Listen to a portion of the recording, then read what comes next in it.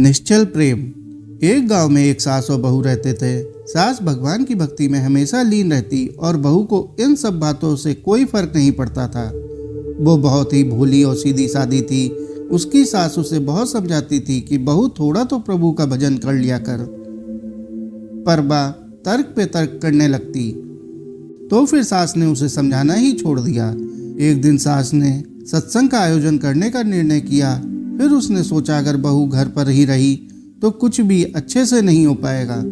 तो उसने एक तरकीब निकाली। उसने बहू को बुलाया और एक काला कपड़ा देकर कहा कि जाओ उसे नदी पर धो लाओ और तब तक धोती रहना जब तक ये पूरा सफ़ेद ना हो जाए।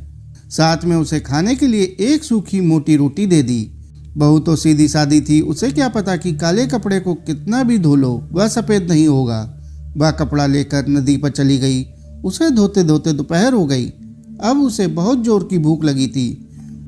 वहीं से थोड़ी दूरी पर एक गणेश जी का मंदिर था। वहां उसने देखा गणेश जी को देसी घी मिला गुड़ का प्रसाद चढ़ाया गया था। बहू ने देखा कि उसकी सास ने तो उसे सूखी रोटी ही दी है। अब वो उसे खाए तो कैसे खाए। उसने गणेश जी को लगे भोग का गुड़ उठाया और खाने लगी। ज्यों ही उसने वो भोग उठाया और गणेश जी नाक पर उंगली रखकर मुंह फेर कर बैठ गए।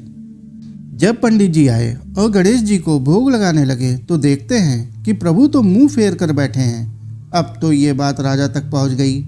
धीरे धीरे यह खबर जंगल की आग की तरह फैल गई कि गणेश जी नाक पर उंगली रखकर और मुंह फेर कर बैठ गए हैं। राजा भी बहुत चिंतित हो गए कि अगर प्रभु ने भोग नहीं लिया तो पूरा राज्य नष्ट हो जाएगा। ये कैसी विपदा आन पड़ी। अब इससे हमें कौन बचाएगा। उन्होंने पूरे राज्य में घोषणा करवा दी कि जो भी गणेश जी को मना लेगा, उनकी नाक पर से उंगली हटवा देगा, उसे वह अपना आधा राज्य दे देंगे। सब लोग पूजा पाठ करने लगे, पर गणेश जी जैसे के तैसे बैठे रहे। जब यह खबर बहू ने सुनी तो वह गुस्से से उस मंदिर में आई और साथ में एक डंडा भी लेकर आई। सब लोग उसे बहुत ही हैरानी से देख रहे थे कि ये पागल यहाँ क्या कर रही है। बड़े से बड़े पंडित और ज्ञानी गणेश जी को नहीं मना पाए तो ये पागल क्या कर पाएगी। उसकी सास भी सोचने लगी कि उसकी बहू पागल हो गई है। अब उसकी बहू ने वो डंडा उठाया और गणेश जी की तरफ तान दिया। सब लोग आश्चर्यचकित होकर देख रहे थे। अरे ये क्या अनर्थ कर रही है।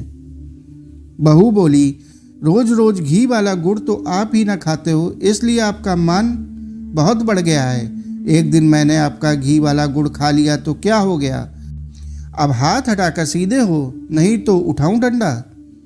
ज्यों ही बहू ने ऐसा कहा गणेश जी तुरंत ही सीधे होकर बैठ गए।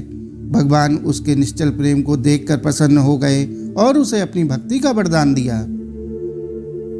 इधर राजा ने भी अपना वचन पूर्ण किया और उसे अपना आधा राज्य दे दिया। अब बहू और सास दोनों सुखपूर्वक रहने लगे। प्रभु को किसका डर है, वो तो खुद ही दूसरों के डर को दूर करने वाले हैं। लेकिन उन्होंने बहू के गुस्से में छुपे निश्चल मन व प्रेम को पहचान लिया और उससे वो प्रसन्न हो गए। प्रभु कब किस पे अपनी कृपा दृष्टि डाल दें ये कोई नहीं जानता। इसलिए हमेशा प्रभु को याद रखना चाहिए, चाहे वो सुख में हो या दुख में हो। साथियों, आपको यह कहानी कैसी लगी कमेंट करके जरूर बताएं। कहानी अच्छी लगी हो तो कहानी को लाइक और चैनल को सब्सक्राइब कर लें। धन्यवाद।